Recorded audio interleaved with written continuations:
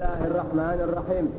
الحمد لله رب العالمين الرحمن الرحيم مالك يوم الدين.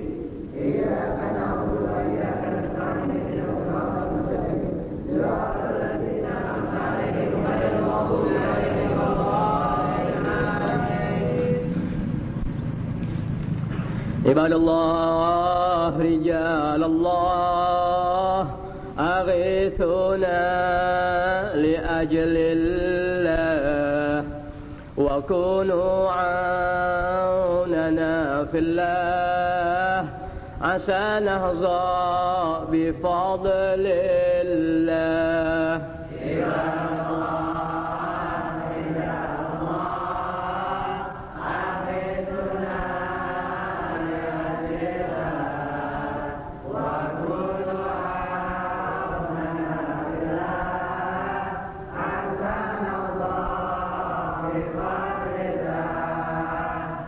ويا أقطاب يا أنجاب ويا سادات يا أحباب وأنتم يا أولي الألباب تعالوا وانصروا لله.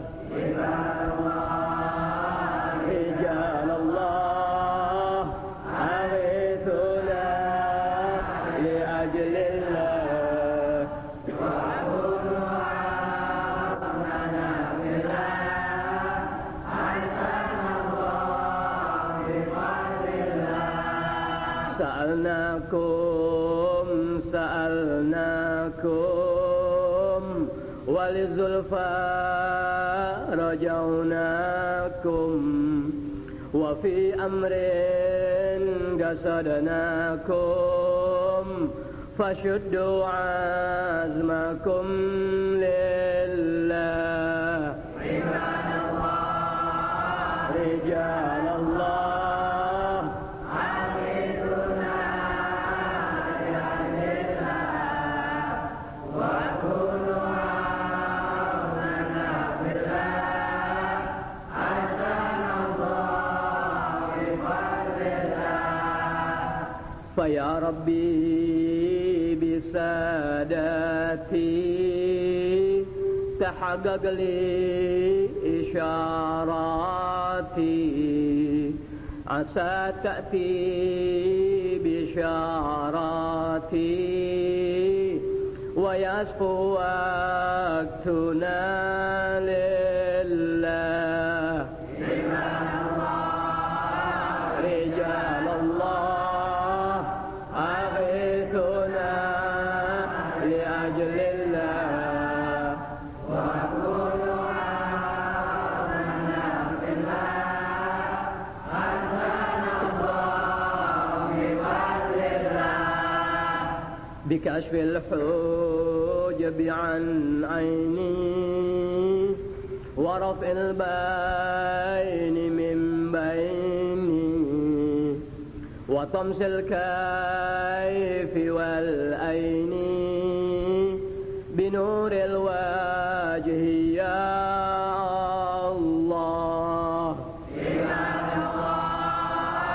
رجال الله أغيثونا لأجل الله وكونوا عوننا في الله عسى نهضى بفضل الله.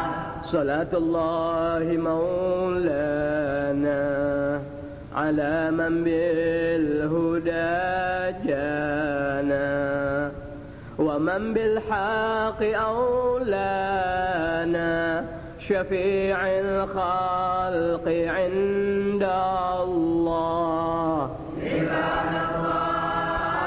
رجال الله أغيثونا لأجل الله وكونوا عوننا في الله عسى نهضى بفضل الله. صلاة الله مولانا على من بالهدى جانا ومن بالحق أولانا شفيع الخلق عند الله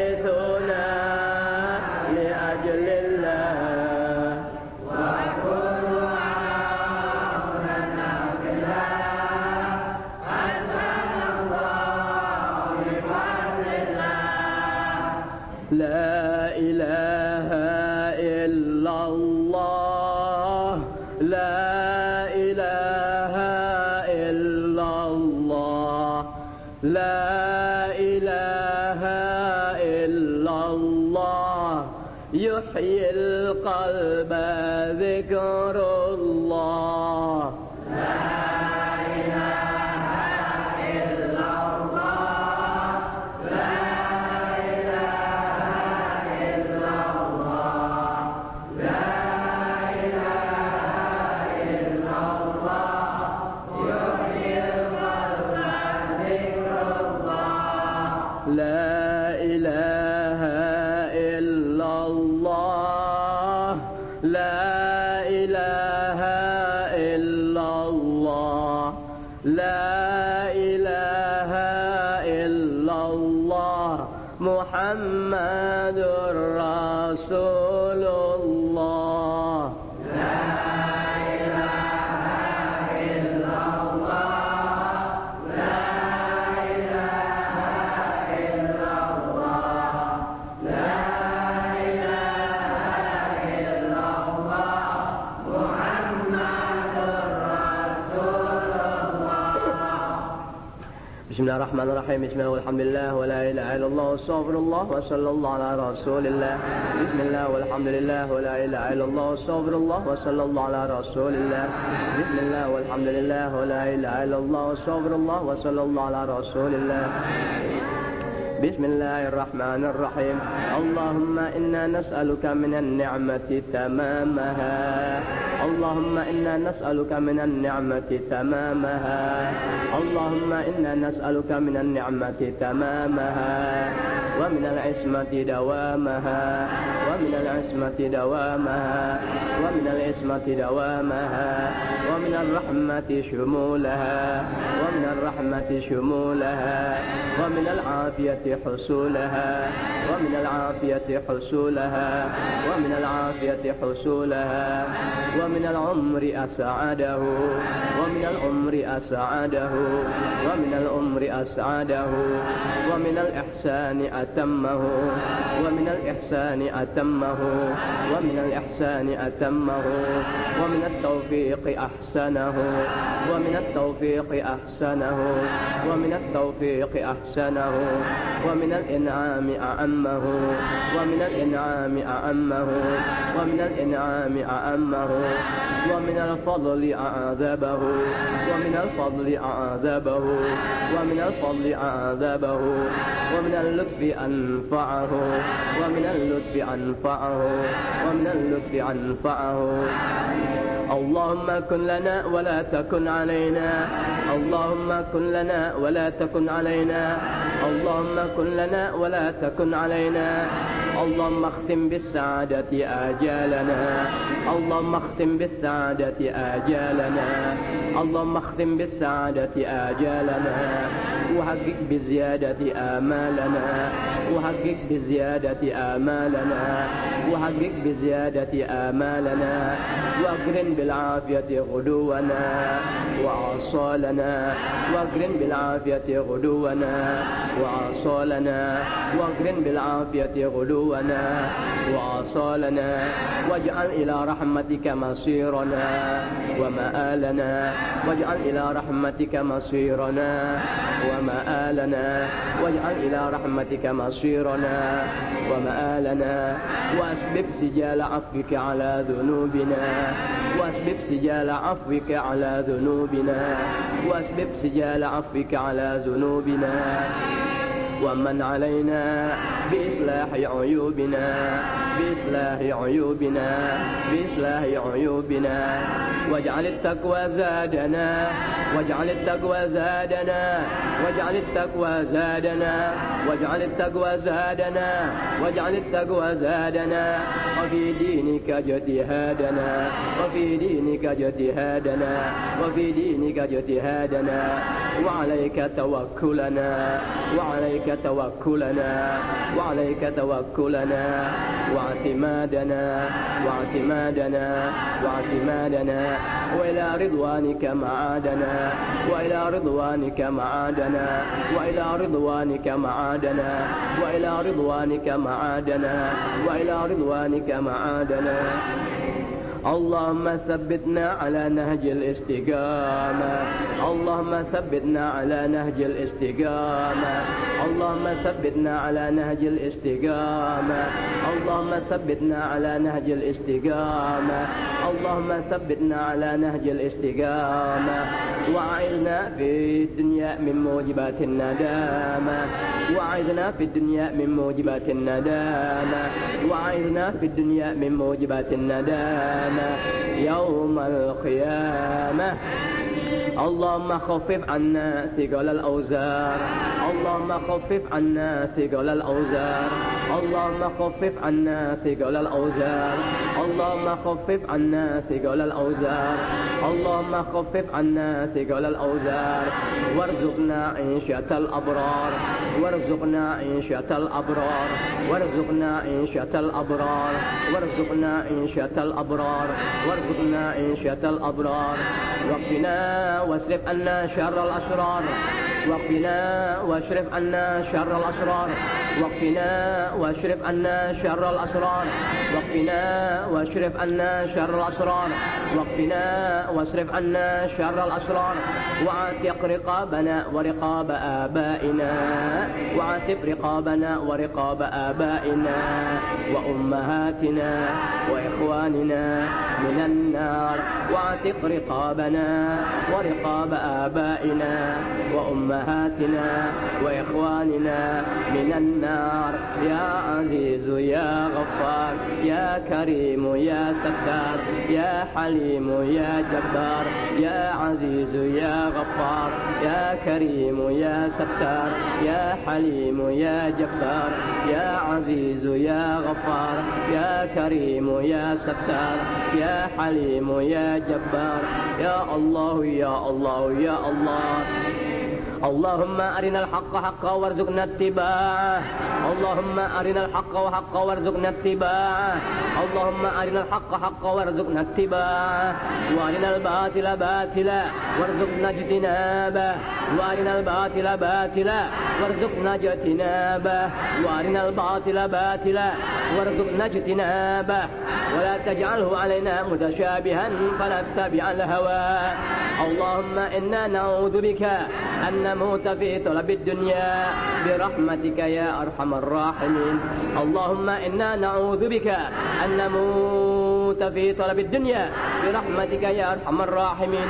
اللهم إنا نعوذ بك أن نموت في طلب الدنيا برحمتك يا أرحم الراحمين اللهم إنا نعوذ بك أن نموت في طلب الدنيا برحمتك يا أرحم الراحمين اللهم إنا نعوذ بك أن نموت في طلب الدنيا برحمتك يا أرحم الراحمين اللهم إنا نعوذ بك أن نموت في طلب الدنيا برحمتك يا أرحم الراحمين برحمتك يا أرحم الراحمين برحمتك يا أرحم الراحمين وصلى الله على سيدنا محمد وآله وصحبه وسلم أجمعين والحمد لله رب العالمين وبسر الفاتحة. أعوذ بالله من الشيطان الرجيم بسم الله الرحمن الرحيم الحمد لله رب العالمين الرحمن الرحيم مالك يوم الدين إياك نعبد وإياك نستعين اهدنا الصراط المستقيم صراط الذين أنعمت عليهم غير المغضوب عليهم ولا الضالين آمين. بسم الله الرحمن الرحيم بسم الله الرحمن الرحيم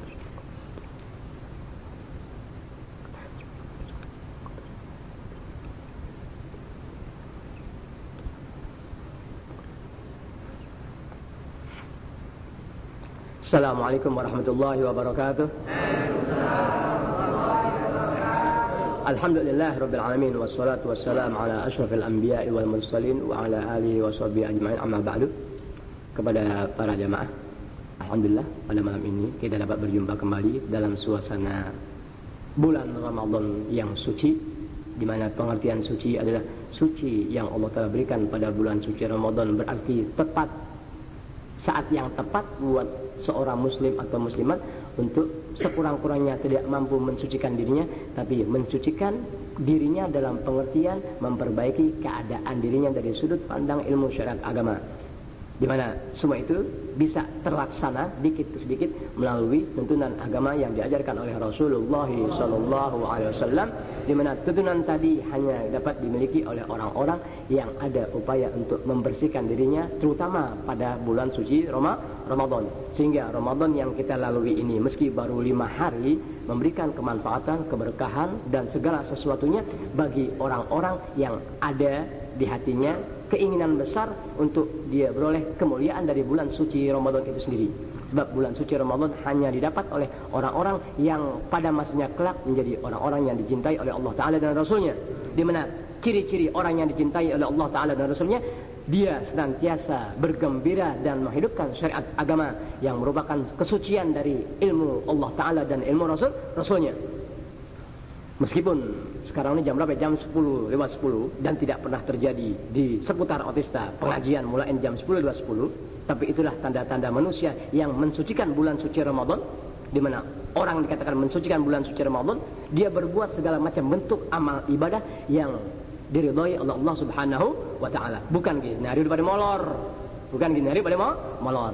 Makanya bulan suci Ramadan tidak memberikan banyak kemanfaatan serta keberkahan yang Allah telah janjikan dan juga Rasul katakan begitu dan begitu, kecuali orang itu orang yang punya ilmu syariat agama. Tanpa ilmu agama tetap Ramadan tidak memberikan setitik keberkahan apapun juga. Dalam arti keberkahan pribadinya itu. Adapun bulannya itu ketetesan, orang kafir ya ketetesan berkah dari bulan Ramadan, tapi bukan berkah dari isi bulan Ramadan. Kalau bukan orang-orang mukmin, ya nggak dapat keberkahan apa-apa. Kita alhamdulillah meskipun belum mampu mensucikan diri, tapi ada upaya untuk membenahi diri, di mana tiada kesucian tanpa pembenahan, tiada pembenahan tanpa adanya upaya dalam kumpul di majlis-majlis ilmu agama.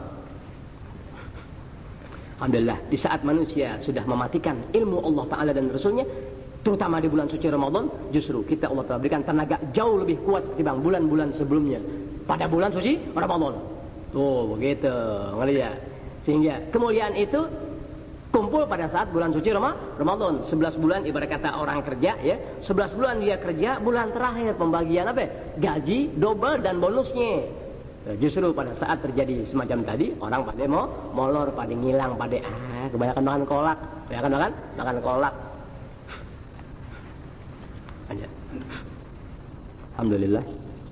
Biar seperempat jam mengambil berkah dari ilmu awliya sholihin, ilmu wali-wali besar, terutama ilmu Sayyid Syekh Abdul Wahab Asy'arani dan ilmu Sayyid Syekh Ibrahim Al-Madbuli. Mengambil berkah ilmunya. Kalau manusia-manusia yang tidak ada hubungan dengan wali-wali besar, takkan mereka bisa kumpul dalam mendengarkan nasihat wali-wali besar.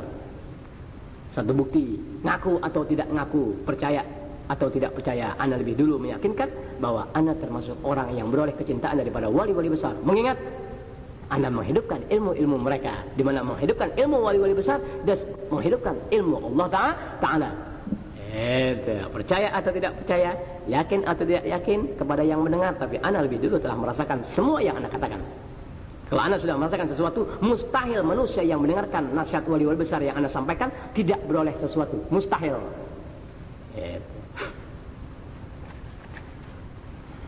Kebanyakan khotib kebanyakan khotib bangke pada. Kebanyakan khotib. Orang sekarang kebanyakan khotib, kebanyakan mubalik bodoh, khotib bodoh, khotib nggak pantas pada. Heran sekarang khotib yang nggak pantas, khotib bodoh, khotib kotor dipakai. Kalau water turun kotor, selangnya kotor, ya. Numpang tanya, gelas bersih mana yang bisa jadi bening gara-gara airnya? Udah kok kotor. Taruh airnya bening, water turunnya kok kotor, selangnya kok kotor, gelasnya bening, kotor nggak tuh gelas airnya? Kotor. Itu makanya cari khotib, cari mubaligh tuh yang cari guru sama khotib mubaligh tuh Guru sama, mesti guru-guru yang bening ilmunya. Itu.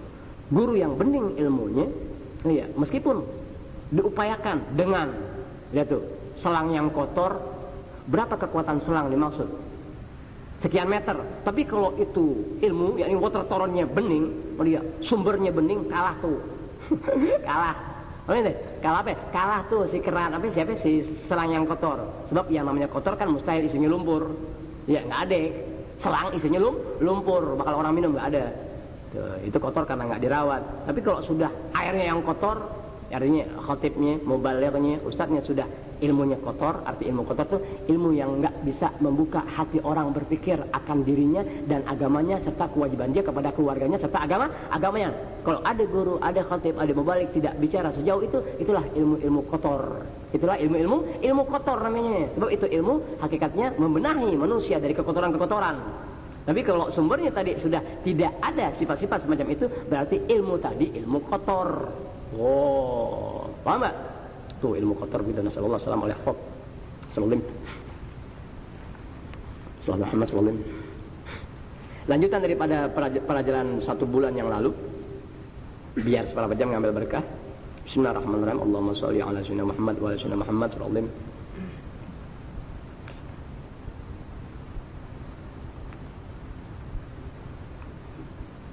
Jadi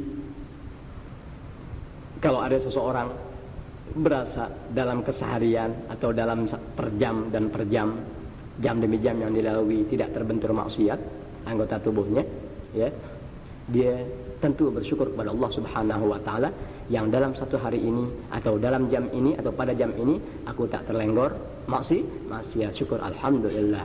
Sekalipun demikian, ya, jangan dia merasa dirinya aku orang yang tepat untuk enggak kena maksiat. Jangan merasa dirinya aku orang yang layak untuk tidak terlenggor dosa.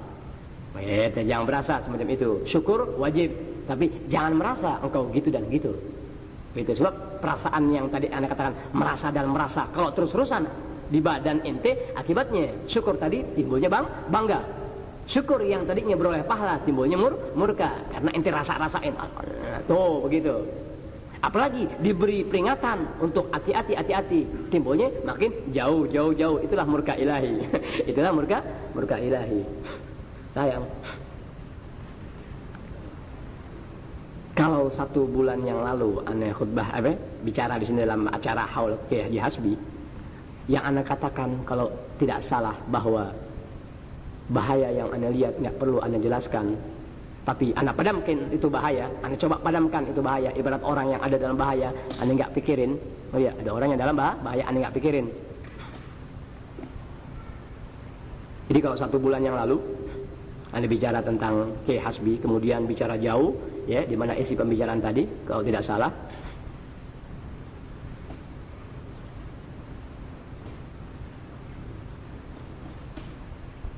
Emang tip kalau boleh minjem begini nih. Kita minta sumbangan, sayang. Kita nggak minta sumbangan, pikiran. Kita mau minta sumbangan dari jamaah kita, ya Allah, jamaah aku bukan orang-orang ada ya Rob. Ya, tapi nggak apa-apa sih dimintain, cuman kesian. Dan beli tip sendiri, yang udah dapat tuh punya tip tuh 1.500.000 udah beli tuh. Berkah minta sumbangan bakal tasyakuran. Bisa beli alat 1,5 juta, alhamdulillah. Jadi kalau 1 bulan yang lalu, ya, dalam acara Haul Kiai Haji Hasbi, Anda jelaskan bahwa bahaya yang Anda lihat nggak perlu Anda bicarakan, nggak perlu Anda jelaskan, tapi ciri-ciri Anda, orang atau setiap orang laki atau perempuan yang beragama Islam, ya, mendekati bahaya, ya, Anda nggak jelaskan bahaya di depannya, karena menjelaskan bahaya juga mendatangkan bahaya. Anda terjang orang itu, Anda gampar, Anda pukul, Anda tendang, pada pokoknya selamat. Gitu, udah selesai baru Anda kasih tahu. Kalau itu bahasa bisa dimengerti sama orang-orang yang berakal, kalau bahasa Anda bisa dimengerti sama manusia-manusia yang punya iman, karena orang sekarang kadang-kadang nggak punya iman sih, jadi susah. Diberi penjelasan sejauh itu, mereka sadar, akalnya sempurna, artinya dari bahasa kiasan yang Anda sampaikan mengerti, contoh listrik begitu dan begitu, bahwa bahaya yang begitu Anda lihat tapi Anda nggak jelaskan, karena mengingat apabila menjelaskan bahaya mendatangkan bahaya, mereka bisa paham apa yang Anda maksud. Tentu girang di atas girang dengan keberadaan Anda. 1. Tapi karena berbetulan orang-orang yang Anda sampaikan pandangan-pandangan sedemikian rupa, ilham yang datang di luar kesadaran, ya, tidak banyak dimengerti sama tua ataupun muda, kecuali orang-orang yang punya sinar iman di dadanya. Karena kebanyakan pada kagak ngerti, akhir-akhirnya secara tidak langsung mereka senang dengan adanya bahaya di dirinya dan keluarganya serta seputarnya. Apa ente? Intinya jelasin bahaya, dang, tapi tidak jelas. Sebenarnya kasih bayang-bayang. Kalau ente mengerti apa yang Anda sampaikan, tentu perbuatan Anda beroleh dukungan kuat dari orang-orang yang ngerti bahaya yang sedang menanti yang Anda tangkal sekuat tenaga. Kalau ente termasuk orang yang ngerti. Tapi karena umumnya manusia sekarang tidak banyak tahu tentang bahasa yang Anda sampaikan yang berbentuk ilham-ilham dari Allah Ta'ala begitu dan begitu, udah bahaya yang Anda maksud tetap aja nggak jadi mereka membantu upaya Anda menangkal itu bahaya. Paham nggak omongan ente? Dan secara tidak langsung ente ridho diri ente ada dalam bahaya. Satu. Kedua, ente juga nggak menghendaki bahaya yang datang terhindar dari diri ente, keluarga ente dan seputar. Berarti dengan demikian ente termasuk manusia yang membiarkan saudara ente ada dalam bahaya. Paham omongannya? Kalau ente dibilangin, bahaya, hati-hati tuh kebakaran lu main listrik, kebakaran tuh main api-api di situ. Oh iya, lu nggak pernah lihat kejadian tapi di mana-mana gara-gara main api, rumah jadi kebakaran, satu RW, satu RT dan sebagainya. Di mana saat itu Anda jelaskan, tentu orang yang dengar dan pernah tahu kejadian-kejadiannya tadi, ya, mendukung upaya Anda. Pada saat Anda tiada, ente ngomelin tuh orang-orang anak-anak yang tukang main api yang akibatnya bisa terjadi kebakaran. Tapi karena berbetulan ente nggak pernah mengenal arti bahaya api itu bagaimana dan kerugiannya sejauh mana, apalagi ente merasa itu kan kebakaran daerah lain, di daerah gua kan kagak. Secara tidak langsung ente biarkan orang tadi mempermainkan api yang membakar rumah orang tadi, meskipun rumah ente jauh, karena ente memandang kalaupun terjadi kebakaran, yang kebakar kan rumah dia doang, rumah gue kagak. Itulah manusia pada saat sekarang ini umumnya pada begitu. Oh, ngeri ya. Paham omongan itu? Tuh, yang seharusnya sejak Anda nggak ada, berarti ente sebagai tuan rumah, ente sebagai warga omelin setiap anak yang main api. Sebab kebakaran ini untuk semua. Sekalipun nggak terjadi semua, tapi sekurang-kurangnya anak yang main api tadi membakar rumah seputar di mana dia main. Nah, perasaan sayang tadi sudah langka sama orang-orang sekarang. Ngerti ente? Perasaan sayang, kesian. Kalau orang kebakaran rumahnya kesian nggak? Kesian. Nggak ada itu sama orang sekarang. Hanya orang-orang soleh yang punya sifat sayang kepada saudaranya seagama. Orang soleh kian lama kian langka. Orang soleh kian lama kian langka di alam dunia ente. Kian langka. Kan bahasa-bahasa yang disampaikan sebetulnya itu larinya ke sana. Jadi ibarat bahaya yang demikian amat mendekat, dan sebetulnya mereka sudah ada bahaya. Sebetulnya mereka sudah ada dalam bahaya. Cuman bahaya itu apa? Aneh nggak jelaskan. Menjelaskan bahaya, mendatangkan bahaya. Ya sudah. Makanya ente nih yang Allah Ta'ala pelihara mampu ngikutin cara ana, pelihara ente punya diri. Pelihara punya diri gimana Sat maksudnya Sat? Ente kan kumpul mana dalam ilmu, bukan dalam kekacauan. Ente kumpul mana dalam apa? Dalam pembinaan ilmu ente. Ane bina diri ente. Diri ente ane bina, roh ente ane bina. Dari hal-hal yang membawa keuntungan, keberuntungan, keselamatan, keberkahan dari alam dunia sampai mati. Ente mesti bisa pelihara. Jangan ente sendiri. Ente punya adik, ente punya bapak, ente punya emak, ente punya abang. Ente punya misanan, ente punya ponakan, tegurin baik-baik. Tuh, itulah manusia-manusia mulia di sisi Allah Subhanahu wa Ta'ala. Bukan imam, bukan khatib, bukan mubaligh, bukan kiai, bukan habib. Tuh, kalau mau tahu manusia mulia di sisi Allah Ta'ala, tuh sifat-sifatnya begitu ya. Tuh, sebab hanya ulama-ulama solihin saja yang beroleh kecintaan banyak kepada umat Rasulullah Sallallahu Alaihi Wasallam. Hanya orang-orang soleh, hanya manusia-manusia berilmu lagi ikhlas yang punya pangkat semacam itu. Nah sekarang ente anak ajak untuk itu. Ngelihat melalui sentuhan agama yang anak ajarkan per majelis ilmu. Ngelihat kalau ente nggak punya upaya, pertama membenahi diri ente dulu bagaimana caranya. Cara dalam bentuk cara kerjanya begitu tuh anda benahi secara tidak langsung. Ngerti ya? Dalam bentuk keikhlasan sedikit sak bodo amat caranya sedikit ente benahi diri ente sehingga ente mau berbuat buat emak ente, berbuat buat bapak ente, berbuat buat bini ente, berbuat buat anak, buat ponakan, buat misanan, buat tetangga, buat kawan. Itulah ciri-ciri kesolehan seseorang. Kalau belum ada ke situ, inti belum dianggap orang soleh. Teman sudah bisa membenahi diri dikit ke sedikit. Orang sekarang langka yang punya jiwa seperti itu. Kalau orang-orang yang berilmu langka punya jiwa semacam itu, gimana modal-modal orang bodoh yang hanya menang putih-putih, sorban, selendang dan sebagainya. Kalau orang yang berilmu langka punya jiwa semacam itu, nah inti sekarang, ya makanya jadi orang jangan mau jadi mata manusia. Mulialah anda di mata Allah Ta'ala. Imannya iman sama Allah Ta'ala, jangan iman sama manusia. Kalau iman sama manusia begitu udah kumpul-kumpul buyar, buyar. Biar ngerti tuh. Kalau sama orang tua akhlak jaga. Lain dari akhlak jangan pikirin. Gitu. Sama orang tua jaga akhlak. Tapi urusan pembenahan diri nggak perlu nunggu orang tua. Urusan pembenahan diri jangan kayak tunggu orang tua. Itu urusan akhlak harus tetap jaga kepada orang tua. Urusan pembenahan diri kepada Allah Ta'ala tidak perlu pandang tuanya. Aku yang muda mesti berangkat lebih dulu. Itu caranya tuh. Jadi ilmu mengajar orang berakhlak dengan yang tuaan, tapi ilmu pula mengajar orang harus berbuat banyak untuk kemuliaan dirinya. Jadi nggak perlu nunggu orang. Kayak pengajian, ngapain nunggu bapak, ngapain nunggu adik, ngapain nunggu abang, jalan. Tuh caranya begitu. Sebab anda juga pada masanya berpisah dengan bapak, dengan ibu, dengan anak, dengan bini, dengan mertua, dengan besan, dengan semua orang-orang yang anda cintai. Pada masanya misal, kemudian dengan berkah ilmu kumpul di padang mahsyar. Yuhsyarul mar'u ma'aman ahabba. Alhamdulillah, masya Allah, la quwwata illa billah. Alhamdulillah. Langka ente langka. Jadi kembali kepada persoalan lanjutan ya. Kalau berbetulan orang itu ya dilihat salah satu anggota badannya berlumur maksiat, berlumur dosa, baik zina maupun minum, maupun judi, maupun dusta, maupun maksiat dan lain sebagainya yang dikategorikan oleh agama sebagai pelanggaran atau maksiat, dilihat dirinya terkena hal semacam tadi, akhadha fin nadami wal istighfar, mulai dia menyesali atas perbuatan yang dia, aduh ya Allah, selalu kena lagi, dia istighfar, nyesel, nggak kepengen lagi. Kemudian dia istighfar. Setelah dia menyesali dari perbuatan dosanya, lalu dia istighfar, janji nggak kepengen, ngulang-ulang lagi. Berapa lama kemudian kena lagi, nyesel lagi, istighfar lagi. Itulah orang mukmin. Tuh, jadi terlenggor balik. Kalau ente nggak terlenggor lagi, dibilangin jangan ke situ, jangan ke situ, enak diterusin aja lagi. Tuh orang sekarang, orang sekarang. Tadi ada yang ngomong di SMA 54, kalau mereka betul-betul ibadah, rasanya orang yang ibadah diimbau untuk ilmu yang berkenaan dengan ibadah, anda rasa mau?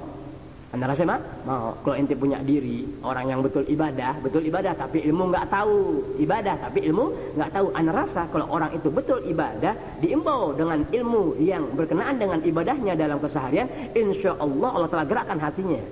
Kalau betul dia ibadah, tapi nyatanya orang sekarang ibadah diimbau untuk ilmu yang wajib mereka ketahui dalam ibadah, kagak pernah mau. Yakinkan orang tadi hakikatnya bukan ibadah.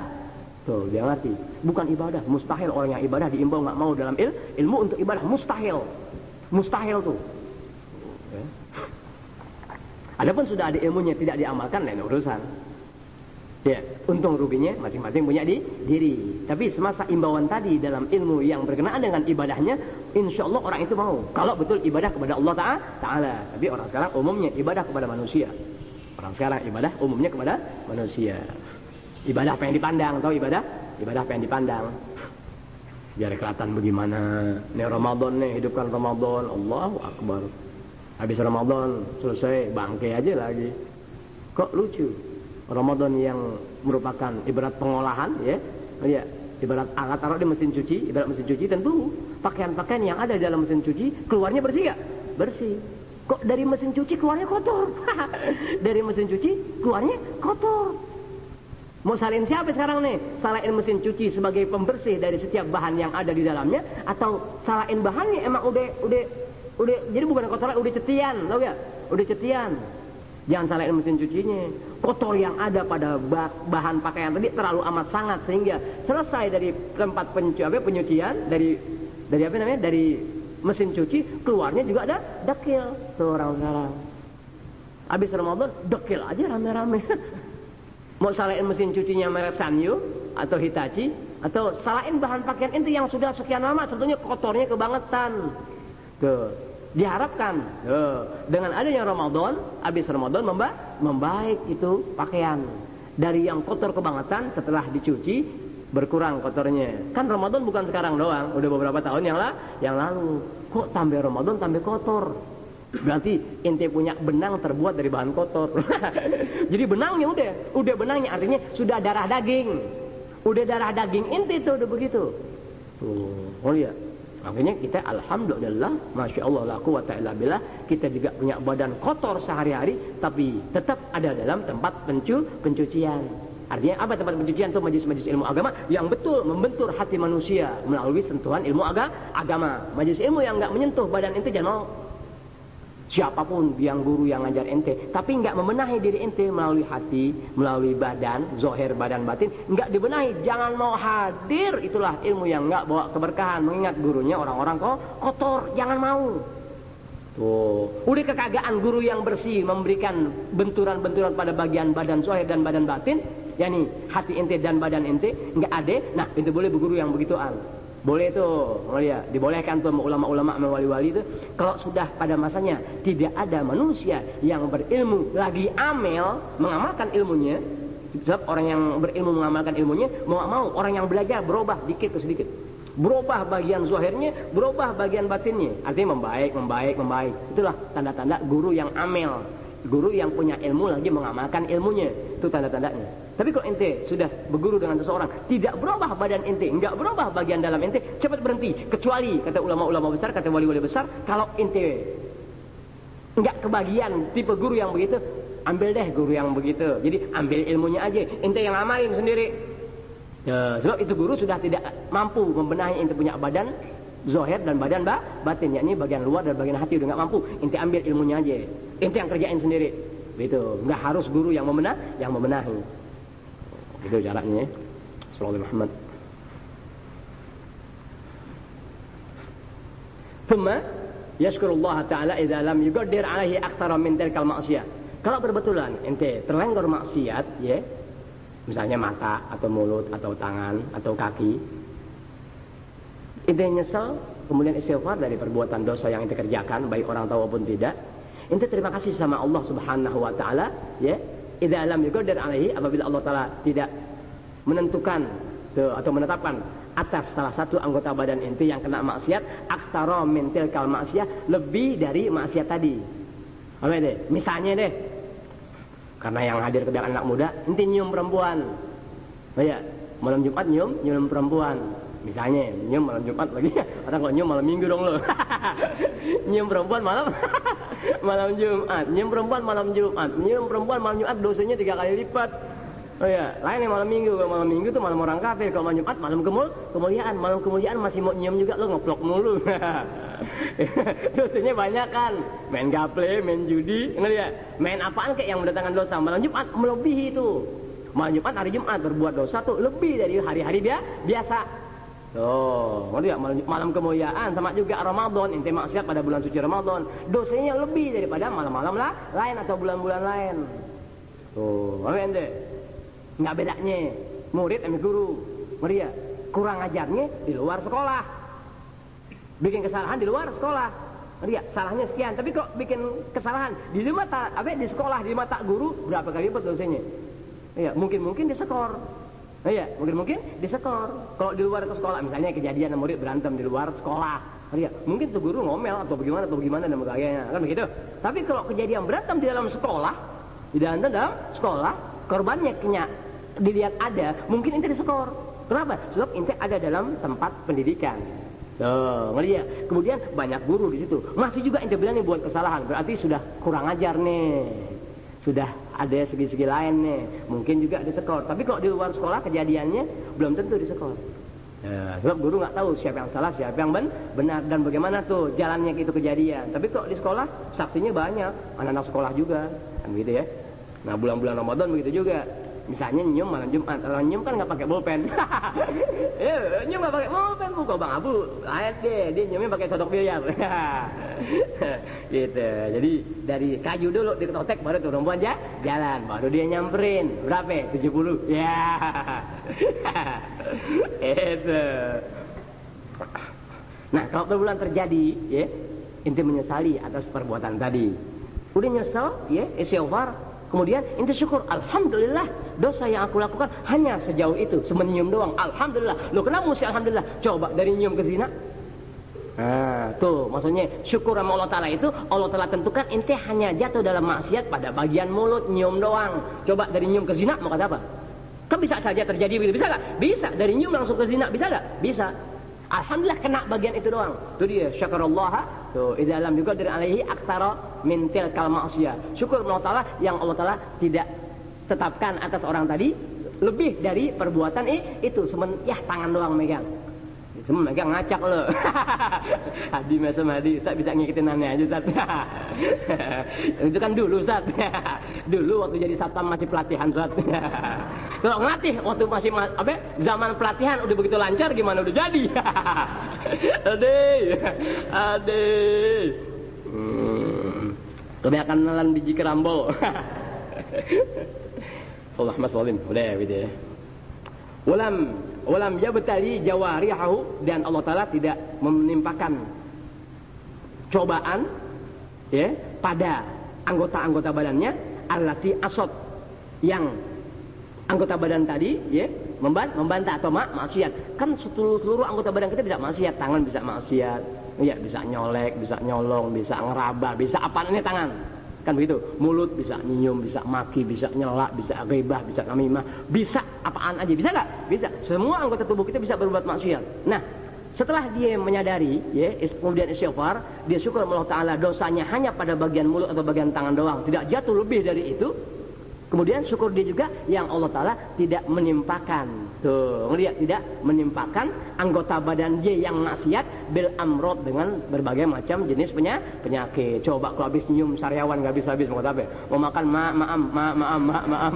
Mau kata bisa nggak terjadi begitu? Bisa aja. Nah, inti habis maksiat Tuhan pelihara nggak bagaimana. Syukur inti Allah Ta'ala tuh. Alhamdulillah Allah Ta'ala pelihara nggak jadi kenapa. Tuh, lihat syukurnya begitu. Ini bukan wali ngajarin inti justru begitu lagi, bukan. Inti mesti ingat maksiat yang inti kerjakan itu Allah Ta'ala pelihara tidak jadi kenapa-napa. Tuh, ya. Enggak kena musibah dalam bentuk penyakit. Wajirohat, luka-luka macam-macamnya enggak ada. Wadamamil, bisul-bisul enggak ada. Seperti tangan misalnya kita megang perempuan kok Allah Ta'ala tentukan sekali megang pada kenapa-napa ya. Pada kena bisul nggak baik-baik, pada kena berunjul kayak pacar Cina mau kata apa ini? Bisa nggak terjadi? Lebih dari mungkin. Oh banyak wali yang baru salah dikit aja Allah Ta'ala balas langsung, pegang perempuan langsung kebakar tangannya. Banyak wali-wali. Ustaz numpang tanya, kenapa wali bisa begitu? Kalau kita kagak, lah lu siapa?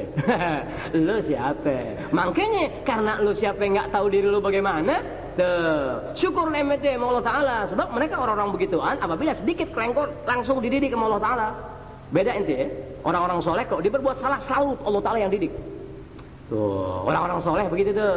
Maria, ada orang soleh Allah Ta'ala tetapkan, memang pada masanya dia orang soleh. Ngelihat Allah Ta'ala didik langsung. Ada orang soleh melalui ilmu. Orang soleh melalui ilmu dididik. Dari ilmunya jadilah dia orang soleh. Ada orang soleh di samping melalui ilmu, ngelihat Allah Ta'ala yang didik cara-caranya. Itulah beda wali. Ada wali yang robbani. Ngelihat ada wali itu gutub deh gitu. Ngelihat ada gutub dalam pengertian wali biasa gutub. Ada gutub yang robbani. Yani didikan Allah Ta'ala. Didikan Allah Subhanahu wa Ta'ala, begitu. Enggak bedanya guru sama murid. Guru ngajar anak murid. Ngeri ya? Tuh, disiplin begini. Masing-masing murid pernah dengar dan pernah tahu tuh disiplin sekolah begitu dan begitu apa kata guru. Tapi dari sekian murid ada murid-murid yang tanpa pemberitahuan disiplin sekolah, disiplin sesuatunya yang berkenaan dengan akhlak, dia bisa kerjain. Padahal pemberitahuan tidak mengenai hal itu. Paham kan deh? Pemberitahuan dari sudut akhlak, ngelihat kerapian, disiplin dan sebagainya, guru pernah beritahukan. Tapi ada bagian-bagian yang guru nggak kasih tahu, ini murid jalani dengan sendirinya. Itu namanya robbani. Itu namanya gutub robbani. Bagian-bagian yang ibarat kata, bagian-bagian yang tidak diberitahukan dalam bentuk syariat yang nyata sebagai pemberitahuan tadi, itu wali dengan sendirinya bisa kerjain tanpa petunjuk dari guru. Tanpa petunjuk dari guru, itu namanya robbani. Itu dia gutub robbani begitu. Satu di antaranya ya Syekh Abdul Wahab Asy-Sya'rani itu al-Gutbur Robbani. Gutub yang Allah Ta'ala didik. Oh, begini. Itu gutub Robbani. Kalau guru al-Ustadzul Mursyid. Kalau guru yang bisa begitu, guru bisa didik murid sejauh itu tak namanya al-Ustadzul Mursyid. Al-Ustadzul Mursyid, guru yang terampil dalam memberikan pendidikan jasmani dan rohani. Langka. Kalau di guru agama 5.000 yang begitu satu belum tentu. Kalau di guru agama 5.000 yang bisa begitu satu belum tentu. Tuh. Ya, itu namanya al-Ustadzul Mursyid. Al-Mursyid, seorang guru yang berhasil ahli didik. Kalau kata ahli didik mencakup ilmu jiwanya dia tahu. Begitu. Gitu. Jadi gerakannya, ucapannya, perbuatannya, segala sesuatunya mendidik murid yang murid nggak pernah tahu. Di luar kesadaran itu murid akhirnya bisa dengan sendirinya. Karena apa? Pengaruh guru tadi. Gitu. Itu namanya al-Ustadzul Mursyid, al-Ustadzul Mursyid. Kalau gutub al-Gutbur Robbani. Itu Syekh Abdul Wahab Asy-Sya'rani begitu. Allah Ta'ala langsung yang didik dia. Begitu.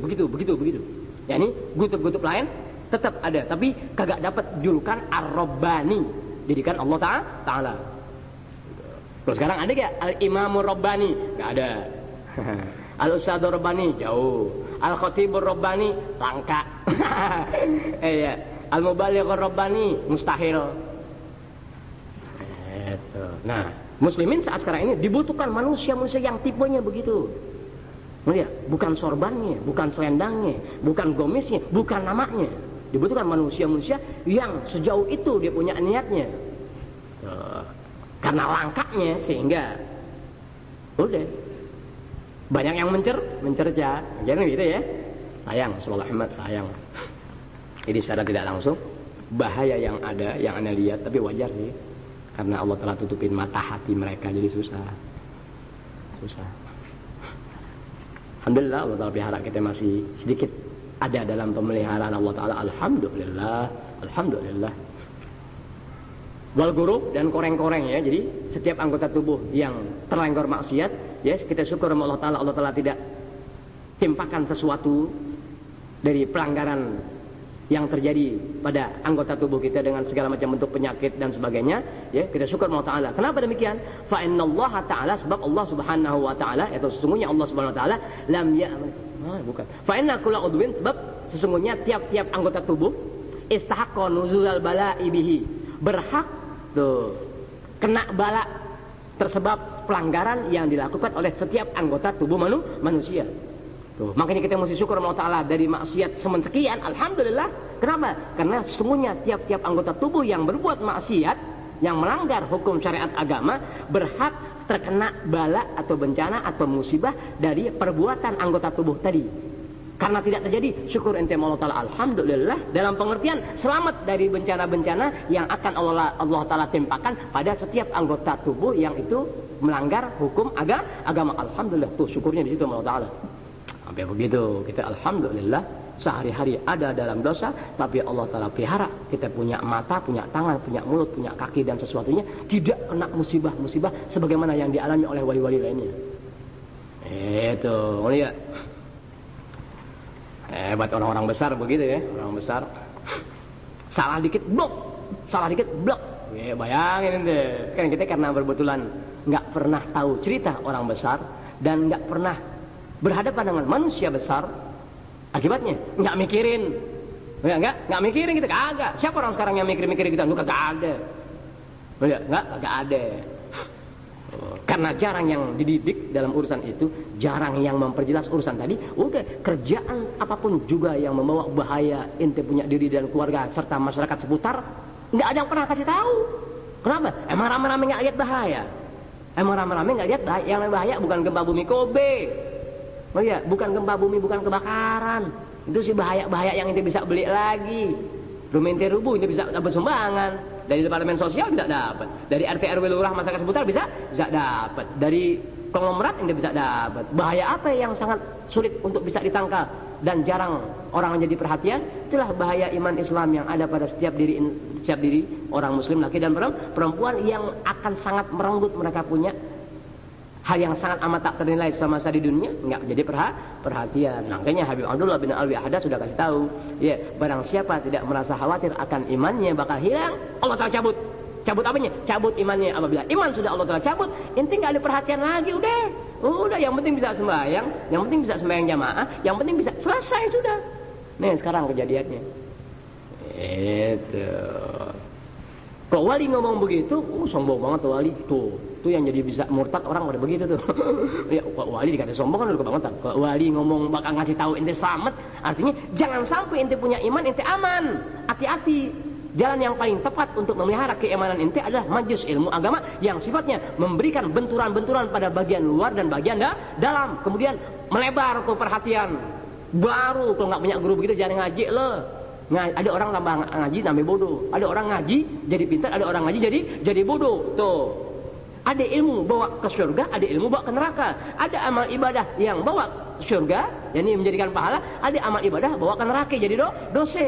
Banyak orang nggak tahu. Masa amal ibadah bisa ke neraka? Masa sedekah jariyah bisa jadi dosa? Tuh, orang nggak tahu.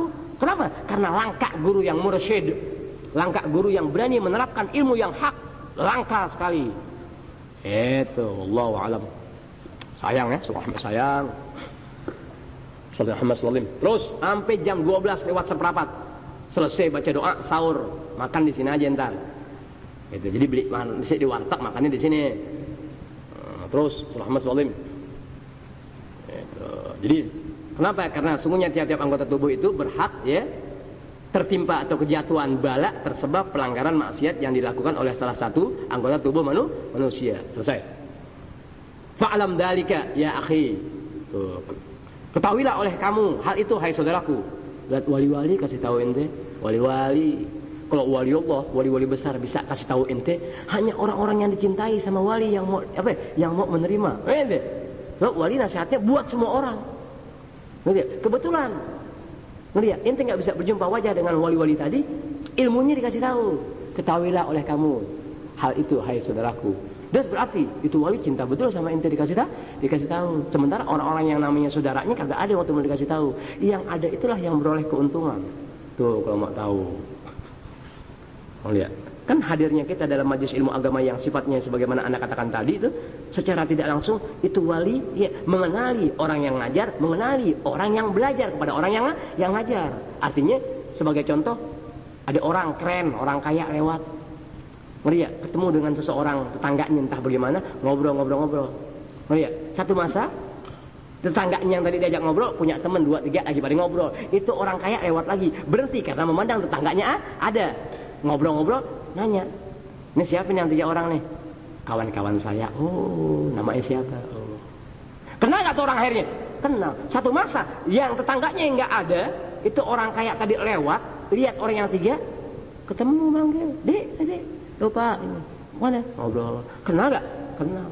Tuh misal-misal wali itu yang Anda katakan tadi. Meskipun wali-wali besar tadi nggak kenal kita, ngelihat dalam wujud, tapi ilmunya sampai nggak? Sampai. Melalui Anda jelaskan lagi. Anda dengan dia ada hubungan karena Anda yang mengajari kitab-kitab wali tadi, sebagaimana wali tadi, sebagaimana orang kaya tadi dengan tetangganya. Nah, orang-orang yang hadir itulah tadi kawan-kawan dari Anda tuh. Akhirnya dikenali nggak? Dikenali. Pada saat terjadi kesulitan, nggak perlu nunggu Anda lagi. Tuh wali bisa kenalin ente. Bisa nggak? Bisa. Paham tuh misal? Nggak paham berhenti lo. Aneh kok ya Allah Akbar. Kepengen Tuhan pelihara ngomongan pelan atu-atu Allah Ta'ala kasih mereka pada paham ya Rob.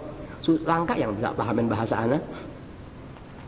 Itu. Fa'lam dzalika ya akhi, walzamit taubata. Tuh, lazimkan taubat artinya jadikan tuh taubat ambil diri ente sebagai kelaziman, keharusan ente. Di mana lazim taubat tadi enggak kudu sehari-hari. Artinya enggak bisa ente kerjain tuh taubat sehari-hari. Pokoknya pada saat terbentuk suatu pelanggaran, cepat istighfar, nyesal istighfar itulah taubat. Menyesali sambil beristighfar itulah tobat. Jaga, kelenggor lagi, cepat kembali, cepat begitu lagi benahi diri dan seterusnya begitu. Wazamit taubah tuh dia pengertiannya. Jangan sampai ente berasa berbuat kesalahan, tenang aja ente. Jangan sampai ente ngaji hanya sebulan sekali 2 kali, girang gue udah ngaji 2 kali udah cukup. Awas ente, setan lebih cepat ente. Ya ilmu 2 kali dalam sebulan, sebentaran juga lo. Yang tiap hari hancur-hancuran diberi sama iblis, yang tiap hari diberi sama iblis hancur-hancuran, udahan ente yang sebulan 2 kali. Oh, sian. Salih Ahmad, wa baghdid dunya. Nah, loh. Wa baghdid dunya, bencilah oleh kamu dunia. Ente hidup di dunia, suruh benci. Gimana caranya? Masa mesti mendok? Iya, kita tinggal di dunia. Wali-wali suruh bencilah oleh kamu akan dunia. Gimana tuh? Ntar belakangan. Lalu kok aneh cerita dunia, ente pada nggak mau ngaji. Gimana? Gue mau ngaji, suruh benci dunia. Gue tinggal di dunia. Dunia memester sama ente. Kenapa disuruh benci dunia? Tabaan lillahi ta'ala, semata-mata karena mengikuti perintah Allah subhanahu wa ta'ala. Kenapa? Fa innallaha ta'ala, karena sungguhnya Allah subhanahu wa ta'ala lam yanzur ilaiha, enggak pernah memandang bumi, enggak pernah melihat dunia. Allah subhanahu wa ta'ala tak pernah melihat dunia mundu khalaqaha, sejak Allah ciptakan dunia dan seisinya, Allah ta'ala enggak pernah nengok. Gitu. Ngerti? Allah ta'ala enggak pernah lihat dunia sejak diciptakan. Kenapa? Li syiddati bughdhihi laha, karena Allah Subhanahu wa taala sangat murka kepada dunia tadi. Kenapa Allah taala begitu murka kepada dunia? Sebab karena dunialah manusia tidak lagi mau mengenal Allah Subhanahu wa taala. Karena dunialah manusia sudah tidak lagi mau menyembah Allah taala. Karena dunialah manusia sudah lupa akan ajaran agamanya. Karena dunialah mereka menghindari majlis-majlis ilmu yang membenahi diri mereka dan hati mereka. Semua karena dunia. Yang namanya dunia, sesuatu yang membawa kepada hal-hal lain daripada mata pencaharian. Pengen nama, pengen dipuji, pengen dihormatin. Gue kan orang tua, gue kan pengurus masjid, gue kan merebut masjid, gue kan tukang ini masjid, gue kan tokoh masyarakat, gue kan RT, gue kan RW, dan semua yang halnya lari ke sana itulah dunia. Itu dunia dalam pengertian umum. Pengen nama, pengen pamor, pengen top, pengen, itulah dunia. Tuh, secara umum. Orang sekarang memang sedang mengejar ke sana. Apalagi dunia dalam pengertian ciptaan Allah Subhanahu wa taala. Bencilah oleh kamu akan dunia, mengingat perintah Allah taala, ngikutin Allah taala. Kenapa? Sebab sejak Allah taala ciptakan dunia dan sisinya, Allah taala enggak pernah nengok itu dunia karena sangat bencinya kepada dunia. Makanya satu di antara doa dari Syekh Ahmad Ar-Rifai radhiyallahu taala anhu wa rahimah, satu tadi yang dibaca tuh, wa na'udzubika Allahumma inna na'udzubika, ya Allah sungguhnya kami ini berlindung kepada Engkau an-namuta, mati fi talabid dunya, di dalam mencari dunia. Cari dunia ente, cari dunia bukan cari rezeki, cari dunia. Bedakan antara cari dunia dengan cari rezeki. Kalau cari rezeki, kewajiban ente cari nafkah buat anak istri tuh, dan selebihnya buat bisa bersedekah dan jariah serta lainnya. Tapi bukan cari dunia. Begitu bedain tuh. Ente kerja, dagang, ngobek dan sebagainya buat cari nafkah, cari rezeki, mengingat ente seorang kepala rumah tangga untuk bisa memberikan nafkah kepada anak istri. Kemudian cari lagi untuk bisa berbuat banyak tuh, atau sedikit untuk agama. Itu cari nafkah, jangan niatin cari dunia. Tuh, makanya dengan majlis ilmu ente bisa berjalan, beroleh pahala. Meskipun rezeki ente enggak dapati, pahala dapat. Tapi kalau dicari dunia, udah barang siapa mati dalam keadaan mencari dunia, wallahu a'lam bissawab, yang pasti dia ada dalam murka Allah Subhanahu wa taala.